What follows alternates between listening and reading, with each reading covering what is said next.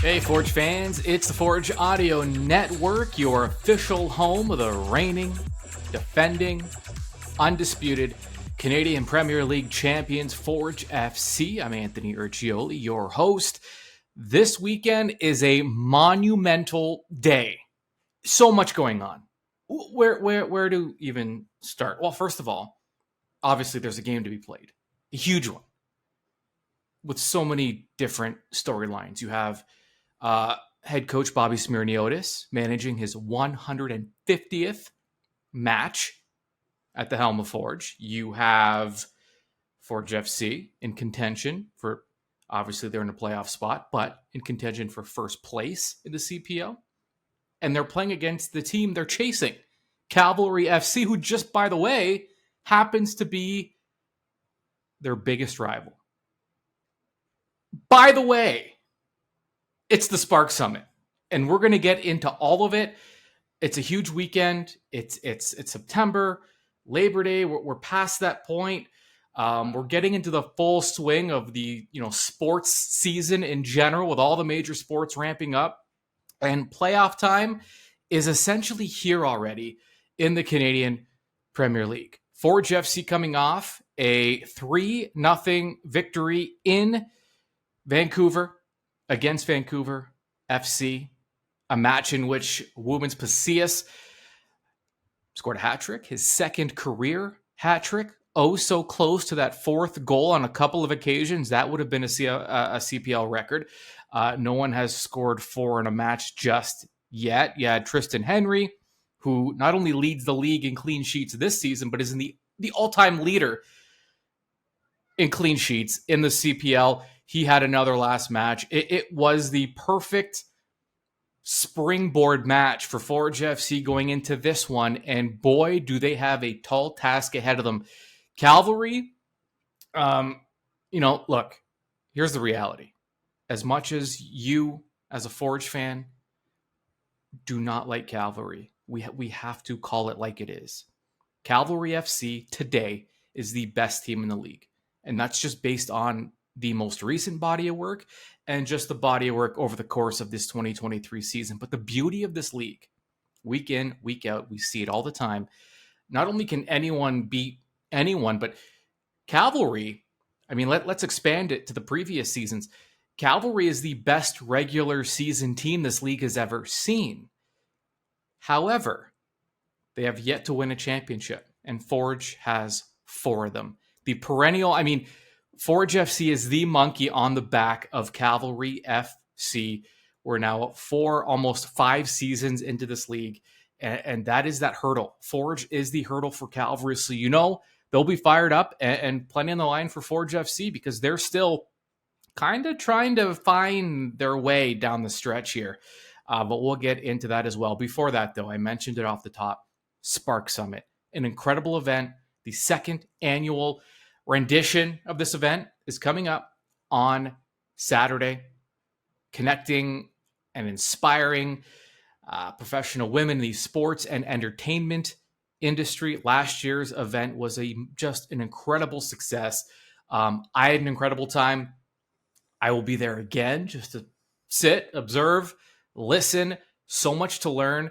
You come away from it, there's something very fulfilling about this event. And, if you have the opportunity to be involved, I highly recommend you do so. It happens Saturday, September 9th. That's this weekend from 4 to 7 p.m. at Tim Hortons Field in Hamilton.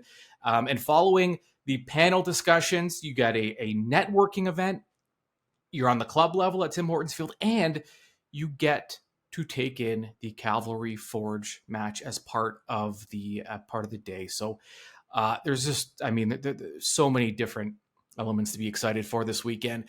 The panel at the Spark Summit will include Megan Cheka, co-founder and CEO of Stathletes, TSN anchor Lindsay Hamilton, media and events mogul Patrice Whiffen, Karen Volden, VP of production for Uninterrupted Canada, a division of LeBron James' sports media company, Tiffany Lai, the senior manager of brand and creative design of the Canadian Football League, Mary Lobson, founder and CEO of Reese Technologies, Inc., Her company's trauma-informed online platform provides an outlet for the reporting of bullying, abuse, harassment, and discrimination, advocating for change across the sectors and industries. And it'll be hosted by CBC and Maple Leaf Sports and Entertainment host Jacqueline Dory, who got her start with the Hamilton Tiger Cats. So everything's connected here. Secure your spot by visiting forgefc.ca/Spark Summit. And if you just want to take in the match, you can do that as well. forgefc.ca/tickets. Okay, here's what's ahead, because we got to look at the table, because the table matters a lot right now. It is unbelievably tight. Cavalry in first place with 39 points. Pacific and Forge tied for second place with 35 points. The final two playoff teams, Atletico Ottawa, York, 32 points. Halifax, just outside the playoff picture, also with 32 points. This is going to come down to not just the final week of the season, but tiebreakers. Tiebreakers are going to come into effect. And so your head-to-head matchups matter. Your goal differential is going to matter. Every little bit, every little piece matters this time of year. And we're going to have to look at it from multiple angles. So Forge 4 points back of Cavalry heading into this one, an opportunity to just get 1 point behind Cavalry, but not just that. And if you watched or listened to the live match in review after Forge's match against Cavalry, we talked a lot about Pacific. They're in second place, virtually tied with Forge, but they have a match in hand. That's why that's their tiebreaker. That's the difference. If Forge can take care of business this weekend and potentially jump over Pacific, depending on what Pacific does. Here's the reality. This is what Pacific is looking at, because Forge has a tough schedule, we know, but not as tough as Pacific's. They are home to Halifax. Halifax, always a tough one. Plus, they need points. They need wins. In fact, they are in sixth. They're just outside of the playoff picture, despite being tied with both Atletico and York. But Halifax is a match in hand on York as well. So Halifax fired up for this next one, and they'll be taking on Pacific. So Pacific has Halifax fighting for a final playoff spot. Then they're at Ottawa. Tough. At York. Tough. At Forge. Tough. And then home to Vancouver. That's kind of their easy one. And then they visit Cavalry to end the season. Pacific has the toughest road ahead, and a huge opportunity if you're Forge FC. If you can take care of Cavalry, you're sitting in a pretty good spot. And again, these clubs, Forge is going to play Pacific as well, so they'll have an opportunity to control their own destiny, but they need to take care of business this weekend against Cavalry. And a sticking point this year, what Forge is going to be looking back potentially and saying, we should have been able to accumulate more points at home. Right now, they have the fifth best home record in the league. 11 matches played at home, 3 wins, 6 draws, 2 losses, but those draws really piled up. Far and away the most amount of draws at home this year for Forge FC. So if you're Cavalry, though, as a road club, 4th best road club, 11 matches played, 4 wins, 3 draws, 4 losses. Head-to-head, this is a storied rivalry. Forge has 10 wins in the head-to-head matchup. Cavalry has 7, and they played to 6 draws. This year, though, first 2 matches ended in draws, 2-2 in Hamilton, 1-1 in Calgary. Cavalry, though, a dominant performance at home back on August 4th. That was a 3-0 win over Forge. This is the season finale for both clubs. And some key insights. Forge FC ranked 4th in goals scored per match at 1.4. They've kept the most clean sheets in the competition. Thank you, Tristan Henry and Chris Kalongo. He has 1 as well. Taran Campbell, the competition's top goal scorer with 10. He's tied with Ollie Bassett. Cavalry, I mentioned they were tough. Ranked number 1 in goals scored per match at 1.6. They've been awarded the most penalties this season with 5, and it's not too difficult to figure out how they're doing that. They are a very in-your-face, aggressive, front foot kind of club, which is why they're they could be a nightmare to play against, and they were in that previous match between these two sides. And Ali Musi ranked first in the league in big chances created. A lot of difference makers in this roster, but if we look at these SOFA score ratings for this season, Kyle Becker, number 1 in the league. Mandrikar James, also in the top 10 this season. And for Calgary, Ali Musi is the 8th highest rated player this season. Goals, we talked about that. Campbell, Bassett at 10. Meyer Bevan, though, for Calgary, 1 goal back of both Campbell and Bassett. Woobens Pacius, that hat trick.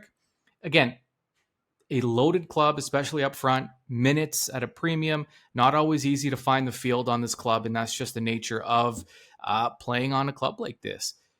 But Pacius has 7 goals. He is 4th in the league in goals scored. He just 3 off the lead. That is impressive because he has not played as many minutes as those guys at the top. Scoring frequency, 2nd in the league, Woobens Pacius. He averages a goal every 148 minutes. That is number 2. Number 3, Taran Campbell, 152 minutes. He averages a goal. So 2 Forge players in the top 3. Ball possession will be an interesting. Now, we learned last match, somehow Vancouver won the possession battle. A club that averages around 32% possession per game this season. Forge leads the league in possession, yet Vancouver won the possession battle despite losing 3-0. And we explained it in the match in review. Here's the reality. Forge was just taking what was given to them. Vancouver, not a ton of resistance.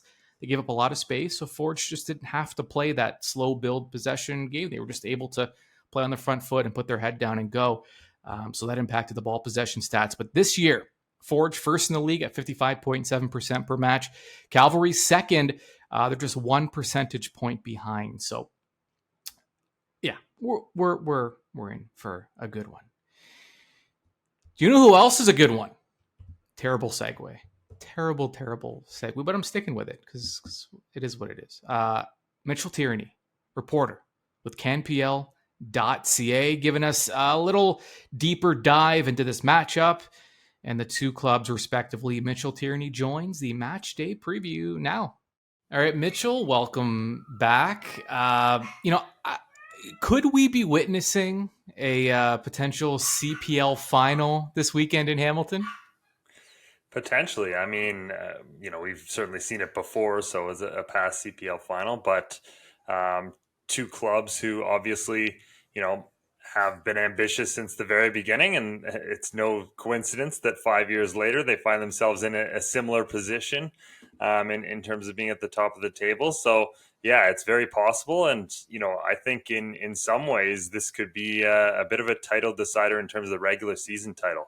If we see, maybe either one of, certainly if Forge lose, they're 7 points behind with only a few matches remaining. That kind of, you would say, puts them out of the race behind Cavalry. And if Cavalry win, they're going to be further forward. So it's one of those where there's a lot on the line here, both regular season and potentially playoffs in terms of positioning. Take us maybe a little deeper into Cavalry's tactics, and don't worry, I don't mind interviewing you and your pup, just so you know. I'm good with it. Yeah. Don't even. She's got thoughts. It's let her go. It's fine. Cavalry's tactics this year. I mean, a lot of similarities to what we see with Forge, but Cavalry appears to have found just an extra gear this season, especially as of late. Yeah, they certainly have. I mean, you look at the William Akio signing as certainly kind of maybe that move that took them attacking wise over the top in terms of options and what he's done. I mean, 5 goals in 7 games is a ridiculous output for a player coming into the league and having that consistent difference maker. We saw it in their last match against Ottawa. That's the difference between, a single point on the road or 3 points that is part of the reason they're starting to create that margin with the rest of the league. So that's been a big add, but there's a lot to like in terms of their attack in general. I mean, Meyer Bevan, he hasn't been scoring as much recently, but he's up there for the Golden Boot lead.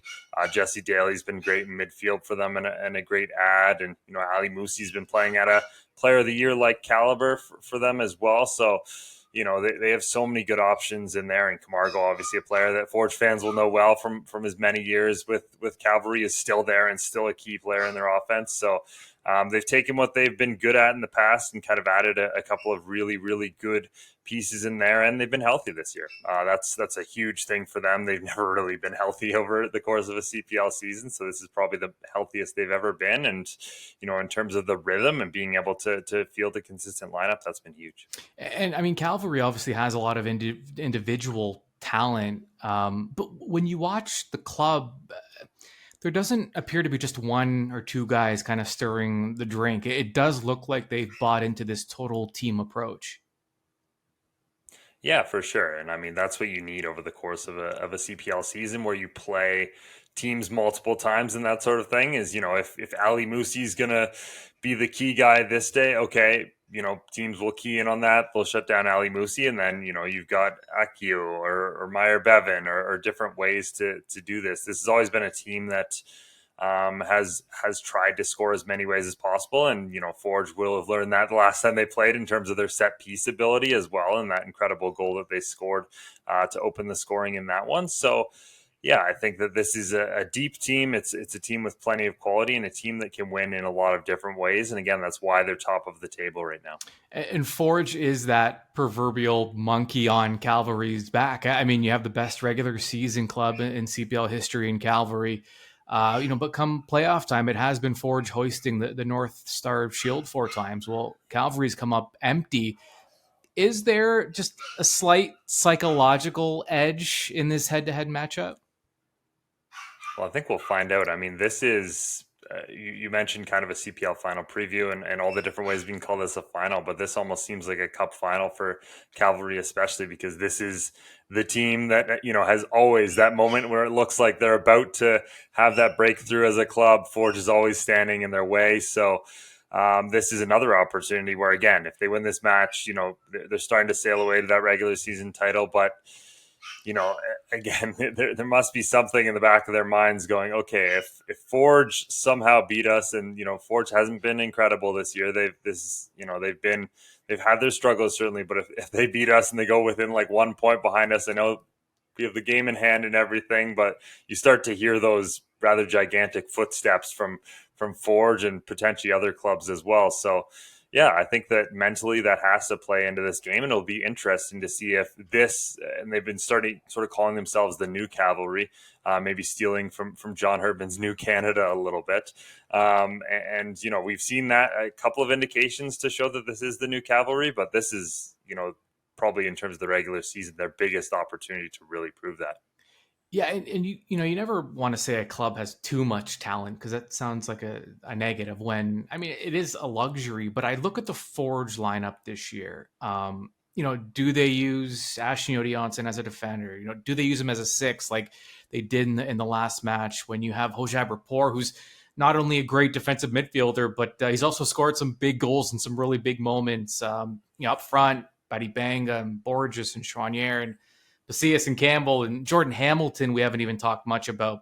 Kwesi Poku has even proven that he can play as a wingback with only so many minutes to go around. And, we're weeks away from the playoffs now. And I'm not sure Bobby Smirniotis has a clear picture of who his top 11 are right now.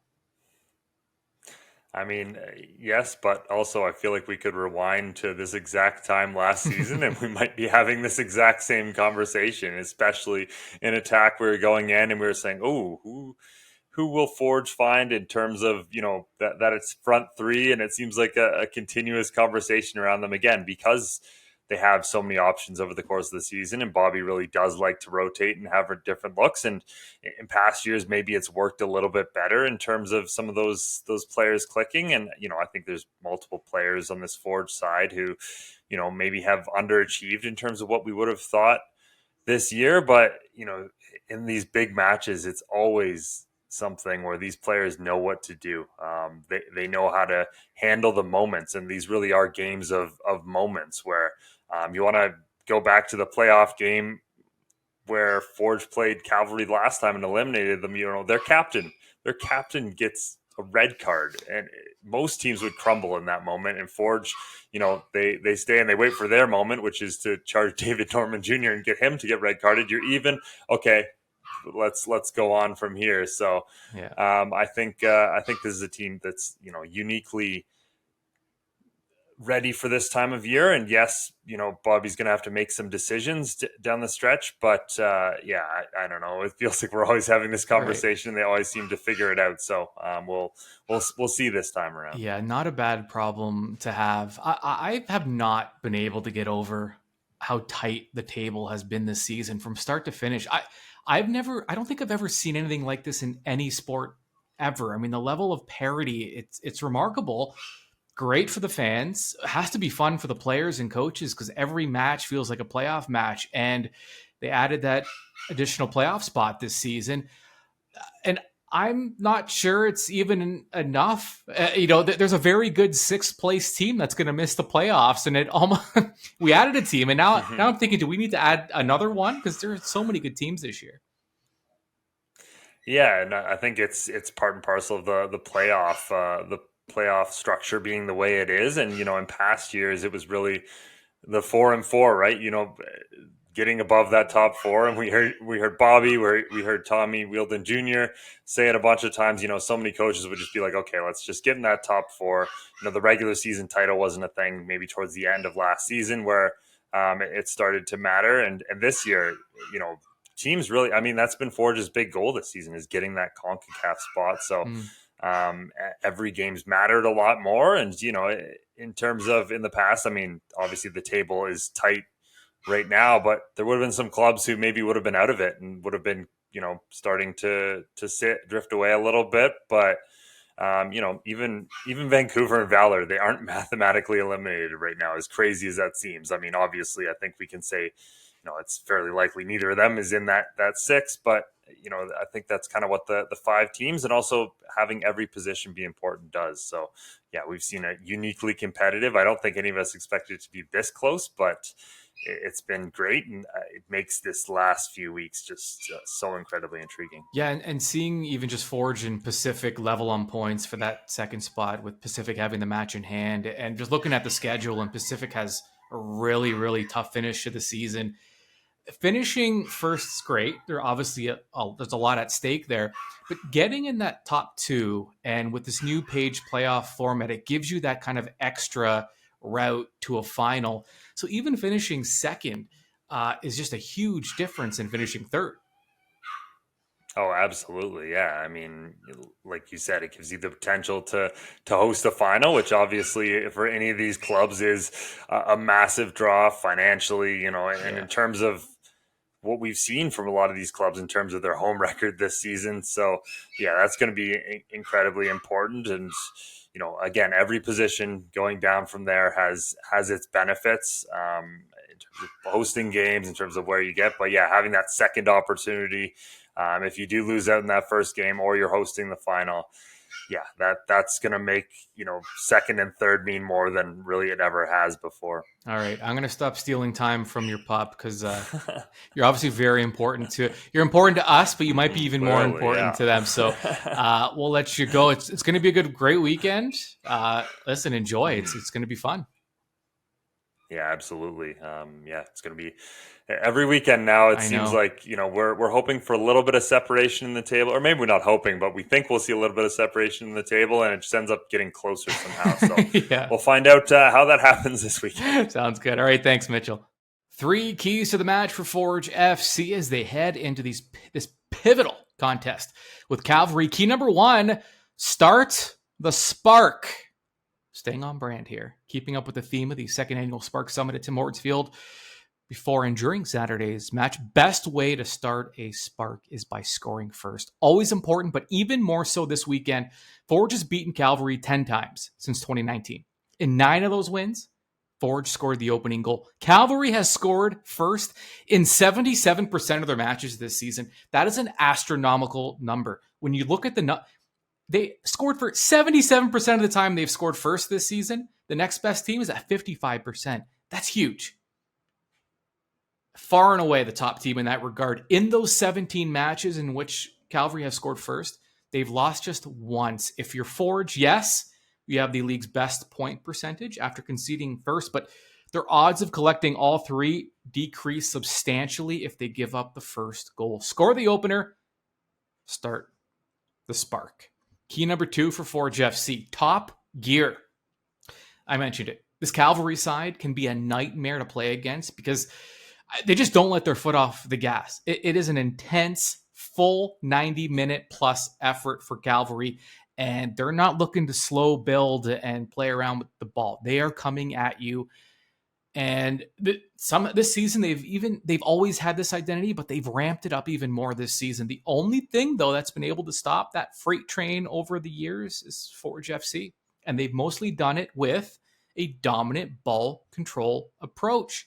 But that won't be enough this time around. Not with Cavalry being in the form they are in. Forge needs to bring the energy and play with pace in all phases, with and without the ball, for that full 90 plus. Key number 3, decisive. Now, Cavalry surprised Ottawa last week by how aggressive they were with their press when they weren't in possession, forcing a normally sure-handed Ottawa side into a lot of uncharacteristic turnovers. Now, traditionally, Cavalry has been a little more cautious with their press against the Hammers, especially at Tim Hortons Field. But regardless, Forge can only worry about themselves and ensure they're not caught off guard by being, situationally aware in their defensive third, finding their outlets, using their keeper, and not forcing passes, and just not being afraid to just clear the ball into space. I know they don't like giving it away, but there are pockets in the field you can clear the ball to, and at least force Cavalry to build through the back, and just listen. Don't make anything easy. Don't give them anything. Be decisive, because hesitation from the back line could spell trouble against the dangerous side from Cavalry. All right. Everything you got everything you need. All that's left is for the match to be played. Remember, immediately following that match, I will be live delivering to you the match in review, and hopefully we're talking about 3 points for the home side. Enjoy the match, enjoy the day, enjoy the Spark Summit. We will talk to you very, very, very soon.